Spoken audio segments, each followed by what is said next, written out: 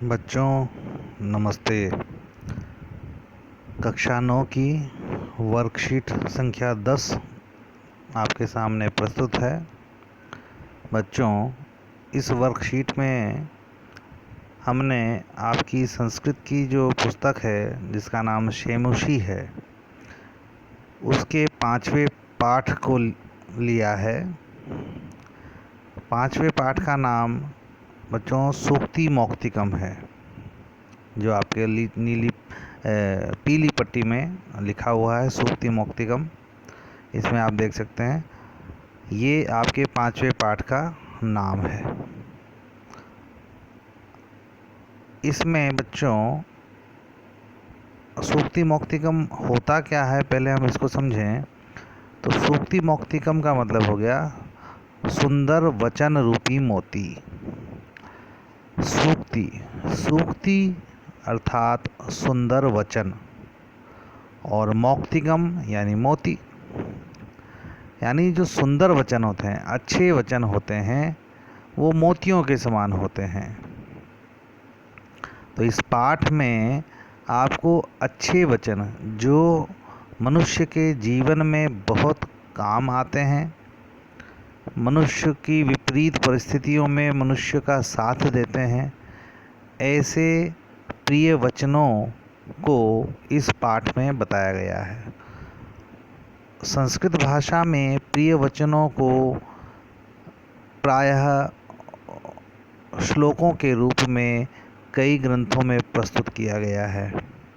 तो इस पाठ में आपको अलग अलग ग्रंथों से अलग अलग आचार्यों के ज्ञान मतों को प्रस्तुत किया गया है। तो हमने समझ लिया कि सूक्ति मौक्तिकम जिस सुंदर वचन रूपी मोती है, ये इस पाठ का नाम है। और इस पाठ में आपको 8 श्लोक दिए गए हैं भिन्न भिन्न ग्रंथों से। इस वर्कशीट में हम 8 में से 4 श्लोकों को पढ़ते हैं। सबसे पहला श्लोक आपके सामने प्रस्तुत है। बच्चों, इस श्लोक में जो मुख्य भाव है, मूल बात कवि कहना चाहता है, वो यह है कि हमें अपने चरित्र की रक्षा करनी चाहिए। अब आप पूछेंगे कि ये चरित्र क्या होता है। तो बच्चों, चरित्र हमारा व्यवहार होता है। हम कैसा व्यवहार करते हैं, दूसरों के साथ हमारा व्यवहार कैसा होता है, मनुष्यों के साथ, पशु पक्षियों के साथ, किसी भी जीव के साथ हमारा व्यवहार कैसा होता है, लोग हमारे बारे में क्या कहते हैं कि यह लड़का अच्छा है या यह लड़का बदमाश है, या भिन्न भिन्न तरह की बातें करते हैं। तो वो क्यों करते हैं? वो हमारे व्यवहार को देख करके करते हैं। इसी को हम पुस्तकीय भाषा में, शास्त्र की भाषा में चरित्र कह सकते हैं। यानी हमारा चरित्र हमको हमेशा रक्षा करनी चाहिए। तो इसी बात को इसमें किस प्रकार बताया गया है, श्लोक संख्या 1 में पढ़ते हैं। पहले हम इसका उच्चारण करते हैं। देखिए, वृत्तम यत्नेन संरक्षेद वित्तमेति च याति च अक्षीणो वित्ततः क्षीणो वृत्ततस्तु हतो हतः वृत्ततस्तु हतो हतः। बच्चों, इस श्लोक का अब हम हिंदी अर्थ समझते हैं। हिंदी अर्थ समझने के लिए हमको इसके अन्वय को पढ़ना होगा। किसी भी श्लोक को अगर हम समझना चाहते हैं तो हम उसके अन्वय को यदि समझ लें तो हमको उस श्लोक के अर्थ को समझने में आसानी होती है। अन्वय आपको हमने पहले भी बताया है कि अन्वय क्या होता है। अन्वय अन्वय एक वाक्य का सही क्रम होता है। श्लोक में हम वाक्य के क्रम को आगे पीछे कर देते हैं। जैसे मैं कहता हूँ कि श्लोक पढ़ाता हूँ मैं, इस प्रकार मैंने बोला तो ये एक कविता की भाषा हो गई। लेकिन इसको मैं सही वाक्य में बोलूँगा तो मैं कहूँगा मैं श्लोक पढ़ाता। तो जब मैं ये कहता हूँ मैं श्लोक पढ़ाता हूँ तो यह अन्वय हो गया। पढ़ाता हूँ मैं श्लोक, इस कविता का अन्वय हो गया मैं श्लोक पढ़ाता हूँ। तो इसी प्रकार हम संस्कृत के श्लोक का सही अर्थ समझने के लिए अन्वय को समझते हैं। तो पहले वाला श्लोक है, अब उसका अन्वय आपके सामने यहाँ पर दिया गया है कि देखिए, सबसे पहले वृत्तम। वृत्तम अर्थात चरित्रम, चरित्र। यत्नेन, यत्नेन का मतलब प्रयत्न पूर्वक, प्रयास पूर्वक, कोशिश करके, संरक्षित, रक्षा करनी चाहिए। स्वभाव की प्रयत्न पूर्वक रक्षा करनी चाहिए।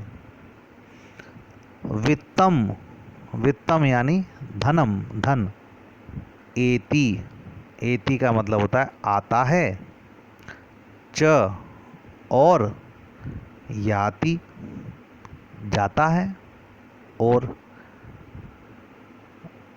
कहने का अभिप्राय कि हमको अपने चरित्र की रक्षा करनी चाहिए।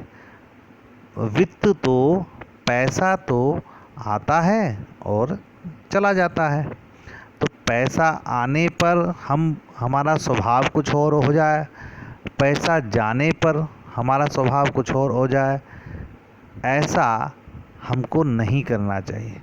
हमें हमारे स्वभाव की रक्षा करनी चाहिए, हमारे चरित्र की रक्षा करनी चाहिए। हमारा चरित्र कभी भी पैसा आने पर बदल ना जाए और पैसा चले जाने पर भी ना बदल जाए। क्योंकि व्यवहार में देखा जाता है कि मनुष्य के पास जब संपत्ति आती है तो उसका व्यवहार अलग प्रकार का होता है, और जब संपत्ति चली जाती है तो उसका व्यवहार दूसरे प्रकार का हो जाता है। अब आगे इसमें बताया गया, वित्ततः क्षीणः अक्षीणः भवति। ततः यानी कि बच्चों पैसे से, धन से, क्षीणः जो क्षीण हो चुका है, यानी जिसके पास से पैसा चला गया है। अक्षीणः तो वह क्षीण नहीं होता, अक्षीण रहता है। अक्षीण मतलब वो नष्ट नहीं होता है। कहने का मतलब जिस व्यक्ति के पास से पैसा चला जाए, पैसे का जिसका नाश हो जाए, तो उस व्यक्ति का नाश नहीं होता है। यानी पैसे का नाश होना हमारा नाश नहीं है, ये इसका मतलब है। और वृत्ततः, वृत्ततः का मतलब है स्वभाव से, चरित्र से। क्षीण, हाँ, जो क्षीण हो गया, जो गिर गया, यानी जिसका चरित्र खराब हो गया। तो हतः, हतः तो समझो वो हतः यानी मर चुका है, वो मर चुका है। कहने का अभिप्राय है यदि आपका चरित्र समाप्त हो गया, आपका चरित्र गिर गया, आपका चरित्र अच्छा नहीं है, तो आप हर प्रकार से नष्ट हो चुके हैं। चरित्र को हमें सर्वोपरि रखना चाहिए। चरित्र हमारा कभी भी खराब ना हो, इसके लिए हमें हमेशा कोशिश करते रहना चाहिए। ये बड़ा कठिन होता है, लेकिन हमें इसी का अभ्यास करना चाहिए कि हमारा चरित्र खराब ना हो, हमारा चरित्र कमज़ोर ना हो, हम अपनी नज़रों में ना गिर जाएं, या किसी की भी नज़रों में हम ना गिरें। ऐसे प्रयास हमको करने चाहिए। पैसे के लिए हमें अपने चरित्र को परिवर्तित नहीं करना चाहिए। यह मुख्य भाव बच्चों इस प्रथम श्लोक में दिया गया है। अब हम दूसरे श्लोक में देखते हैं। दूसरे श्लोक में आपको मुख्य बात कही गई है। इसमें आप बताया गया है कि हमें इस दुनिया में बहुत लोग, बड़े लोग और हमारे गुरुजन, हमारे माता पिता, परिवार वाले बहुत बातें सिखाते हैं। तो हम इन सारी बातों को कहाँ तक याद रखें? हम चाहते हैं कि मुख्य रूप से कोई हमें कुछ सार रूप में कुछ बता दे कि हाँ भाई ये करना धर्म है और ये करना धर्म नहीं है। तो धर्म का मतलब है हमको क्या आचरण करना चाहिए। तो इसके आचरण करने के लिए हमको कैसा, मतलब किस तरह का व्यवहार करना चाहिए, इसके लिए बहुत सारी बातें बहुत लोग हमको समझाते हैं। तो हम किन बातों का पालन करें या सार रूप में हम क्या याद रखें, वो इस श्लोक में बताया गया है। देखिए श्लोक में पढ़ते हैं। श्रूयताम, बच्चों यहाँ पर ऊ की मात्रा छोटी लगी है, इसको हम बड़ी करेंगे। श्रूयताम, ये श्रू इस तरह से लिखा जाएगा, बड़ी ऊ की मात्रा होगी, यहाँ प्रिंट मिस्टेक है। तो श्रूयताम धर्म सर्वस्वम श्रुत्वा चैवावधार्यताम्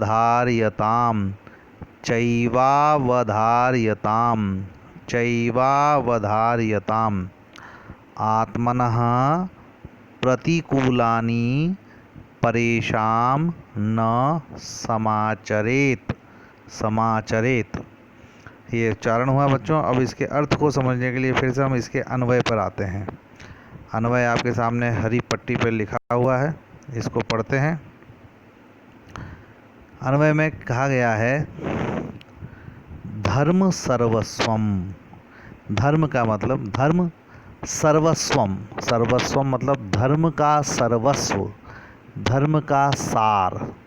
यानी आप किसी भी धर्म की बात सुन लीजिए, किसी मतलब हजार बात सुन लीजिए, अच्छी बातें जो भी लोग, बड़े लोग सिखाते हैं, सुनाते हैं, उन सब का जो सार है, यानी धर्म सर्वस्वम, सभी धर्मों का जो सार है वो क्या है? श्रूयताम, उसको सुनो। श्रूयताम का मतलब सुनो, सभी धर्मों के सार को सुनो।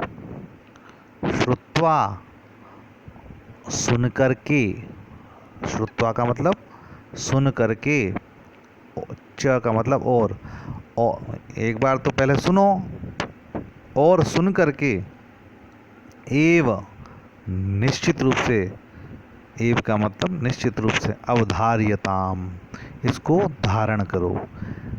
हम आपको जो धर्म की बात बता रहे हैं, सार रूप में, सूक्ष्म रूप में, शॉर्ट में हम बता रहे हैं, इसको सुनो ध्यानपूर्वक और सुन करके इसको धारण करो। धारण करो मतलब इसको अपनाने का प्रयास करो। आत्मनः, आत्मनः यानी अपने। अब क्या बात बता रहे हैं, देखिए कि आत्मनः अपने, प्रतिकूलानि, अपने जो प्रतिकूल हो, प्रतिकूल का जो हमें अच्छा नहीं लगता हो, हमें जो अच्छा नहीं लगता हो, परेशान, दूसरों के साथ, दूसरों के सामने, नहीं, समाचरेत, आचरण करना चाहिए।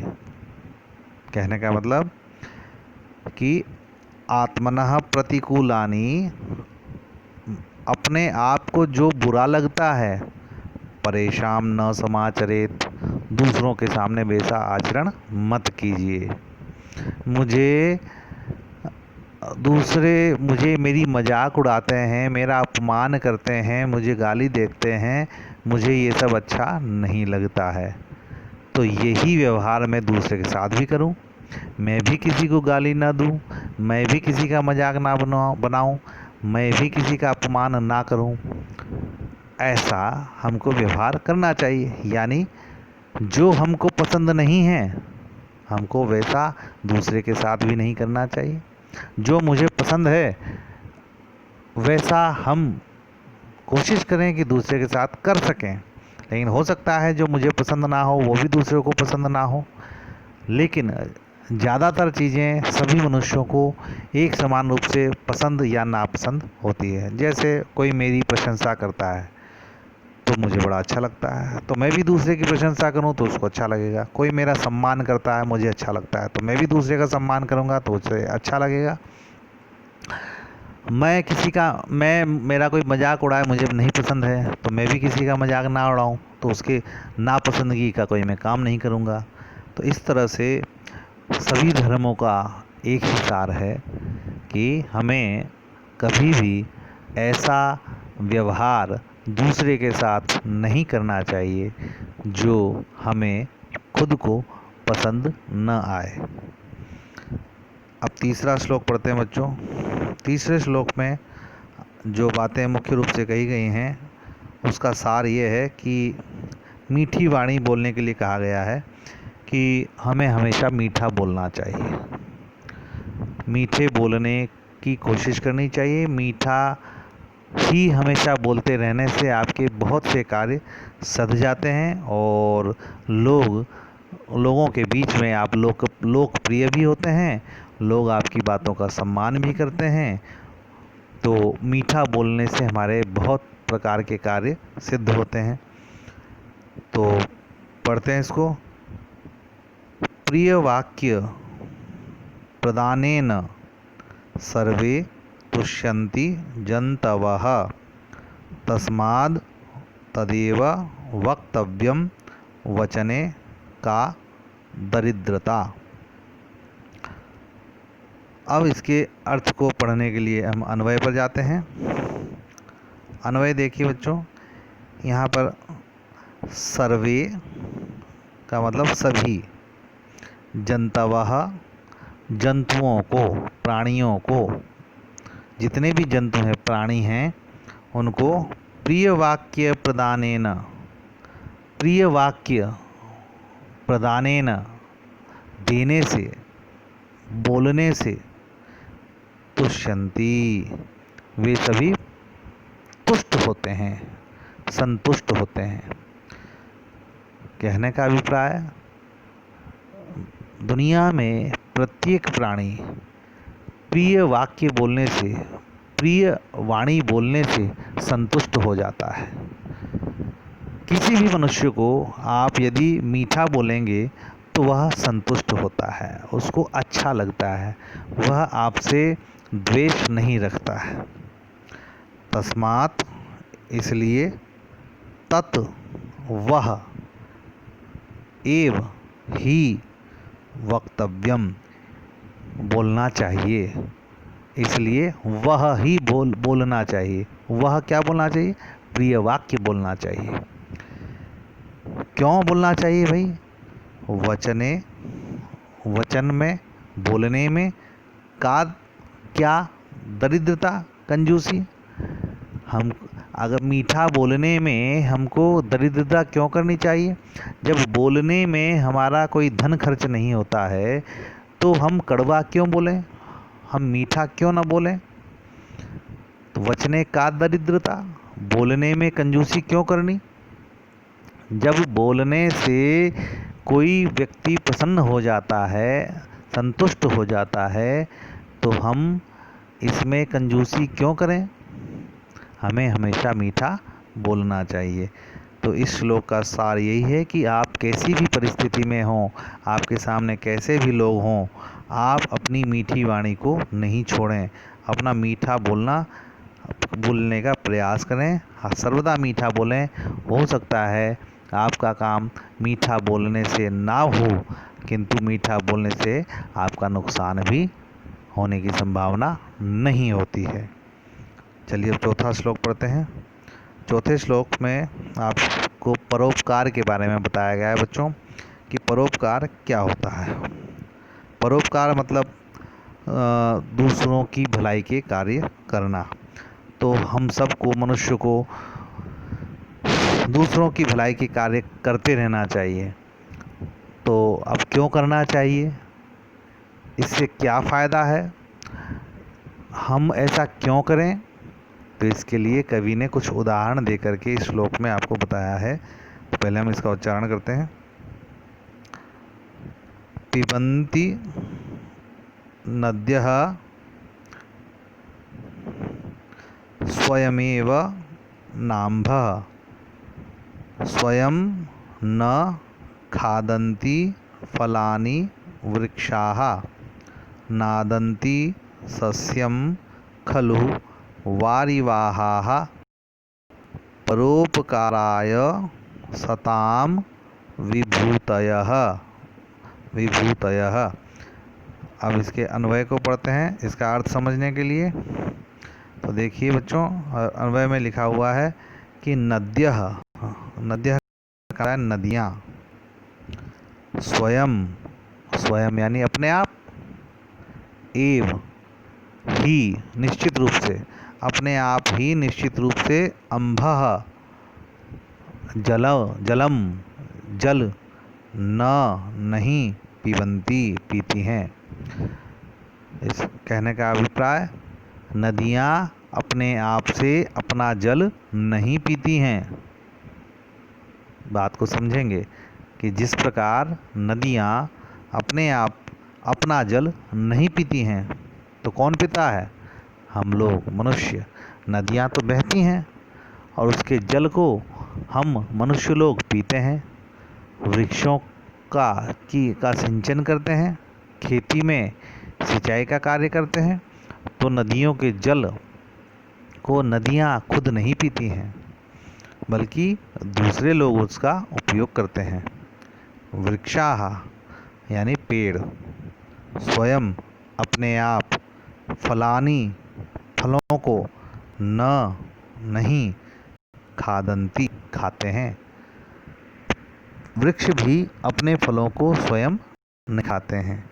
वृक्ष के फलों को हम मनुष्य, पशु पक्षी खाते हैं। तो दूसरा, जो वृक्ष भी ऐसे हैं जो अपने पेड़ पर लगे हुए फलों को खुद नहीं खाते हैं। जिस प्रकार नदियाँ अपने जल को नहीं पीती है, पेड़ भी अपने फलों को नहीं खाते हैं।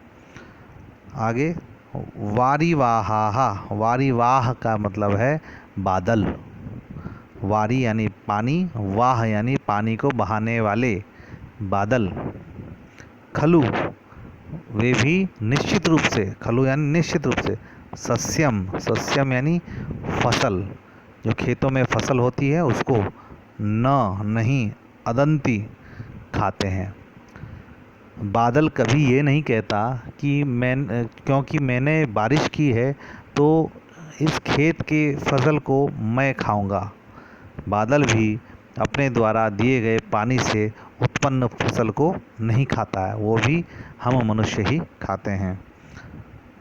सताम विभूतयः, सताम यानी सज्जनों की, विभूतयः यानी संपत्तियाँ। सज्जन लोग जो होते हैं, अच्छे लोग जो होते हैं, उनकी संपत्तियाँ या शक्तियाँ या उनका सामर्थ्य या उनका कौशल या उनके अंदर जो भी कुछ अच्छे गुण हैं, वे सब परोपकार के लिए एव ही भवन्ति होते हैं। सज्जनों के सभी गुण परोपकार के लिए ही, दूसरों की भलाई के लिए ही होते हैं। अब इसका अभिप्राय समझते हैं कि इस श्लोक में आपको परोपकार के बारे में बताया गया है कि हमको परोपकारी मनुष्य के समान रहना चाहिए। परोपकारी जो लोग होते हैं वो उनके गुण, उनके सामर्थ्य, उनकी शक्तियाँ वो अपने लिए काम नहीं करते हैं, वो दूसरों के लिए उसका प्रयोग करते हैं। जैसे यहाँ पर नदियों के लिए बताया गया कि नदियाँ अपना जल नहीं पीती हैं, बहती हैं दूसरों के लिए, लेकिन अपना जल खुद नहीं पीती हैं। इसी प्रकार पेड़ अपने फल को खुद नहीं खाते हैं, बल्कि दूसरों को देते हैं। बादल भी अपने जल से जो खेतों में फसल उगती है उसके लिए ये नहीं कहते हैं मैं खाऊंगा, बल्कि उस फसल को हम मनुष्य ही प्रयोग करते हैं। इस प्रकार सभी सज्जनों का स्वभाव इसी प्रकार का होता है, वे दूसरों की भलाई के लिए ही कार्य करते हैं। इसके बाद बच्चों यहाँ पर आपको शब्दार्थ दिए गए हैं, ऊपर दिए गए श्लोकों के। वहाँ आपको दिक्कत आए तो आप शब्दार्थ भी समझ सकते हैं। हिंदी अर्थ में कहीं दिक्कत आएगी तो आप चारों श्लोकों के हिंदी अर्थ यहाँ पर आप पढ़ सकते हैं। परीक्षोपयोगी प्रश्नों पर हम थोड़ी सी चर्चा कर लेते हैं कि यहाँ पर पहला प्रश्न है, एक पदेन उत्तरतः। एक पदेन उत्तरतः का मतलब है कि एक पद में आपको उत्तर देना है। एक पद में पहला प्रश्न है, क यत्नेन किम रक्षेत संरक्षेत। यत्न पूर्वक किसकी रक्षा करनी चाहिए? तो आपने पहले श्लोक पढ़ा था कि हमको किसको लिए प्रयत्न करना चाहिए। फिर दूसरा प्रश्न है कि कस्य प्रतिकूलानि परेशान न समाचरेत। किसके प्रतिकूल आचरण का दूसरों के साथ व्यवहार नहीं करना चाहिए, यानी दूसरों के साथ व्यवहार हमको नहीं करना चाहिए। किसका, किस चीज़ का, किसके प्रतिकूल हो, मतलब किसको जो चीज़ पसंद ना हो उसका व्यवहार दूसरों के साथ नहीं करना चाहिए। तो इसके लिए आपको यहाँ दूसरे श्लोक में आप यहाँ देख सकते हैं, यहाँ पर आपको बताया गया है, दूसरे नहीं तीसरे श्लोक में बताया गया है कि क्षमा कीजिए, दूसरे श्लोक में कि आत्मनः प्रतिकूलानि परेशान न समाचरेत। यहाँ पर आपको इसका उत्तर मिल जाएगा यदि आप फिर से वीडियो को देखें और अर्थ को समझने का प्रयास करेंगे। इसके बाद में ग है, कुत्र दरिद्रता न भवेत। कहाँ दरिद्रता नहीं होनी चाहिए, यानी ऐसी कौन सी बात है, कौन सी जगह है, कौन सी चीज़ है जिसमें हमको दरिद्रता नहीं करनी चाहिए। दरिद्रता यानी कंजूसी नहीं करनी चाहिए, आपको बताया गया था श्लोक संख्या 3 में। इसके बाद है, नद्यः स्वयमेव किम न पिबन्ति। नदियाँ स्वयं क्या नहीं पीती हैं, ये आपको चौथे श्लोक में देख करके बताना है। फिर पूर्ण वाक्येन उत्तरतः, पूर्ण वाक्य में बताना है कि अस्माभिः किम न समाचरेत। हमको कैसा आचरण नहीं करना चाहिए, कैसा आचरण हमको नहीं करना चाहिए। इसके बाद ये ख में जंतवः केन तुष्यन्ति, कि प्राणी किस चीज़ से संतुष्ट होते हैं, प्राणी किस व्यवहार से संतुष्ट होते हैं, हम क्या करते हैं कि हर व्यक्ति संतुष्ट हो जाता है। इसके बाद ग है, वृक्षाः किम न कुर्वन्ति, कि पेड़ क्या नहीं करते हैं, वृक्ष क्या नहीं करते हैं बताइए। इसके बाद प्रश्न संख्या 3 है, पर्याय पदम लिखता, समानार्थक पद लिखिए। कि बताइए यहाँ जलम दिया गया है, जलम के लिए ऊपर के चारों श्लोकों में से कौन मतलब क्या पद दिया गया है जिसका अर्थ जल हो। धनम के लिए कौन सा पद है जो ऊपर के 4 श्लोकों में प्रयोग किया गया है। खादंती के लिए कौन से पद का प्रयोग किया गया है। तरवह के लिए, तरवह यानी पेड़ों के लिए कौन सा शब्द ऊपर प्रयोग किया गया है। इस प्रकार बच्चों आप इन अभ्यास प्रश्नों को भी आसानी से कर सकेंगे, ऐसी मैं उम्मीद करता हूँ। धन्यवाद बच्चों।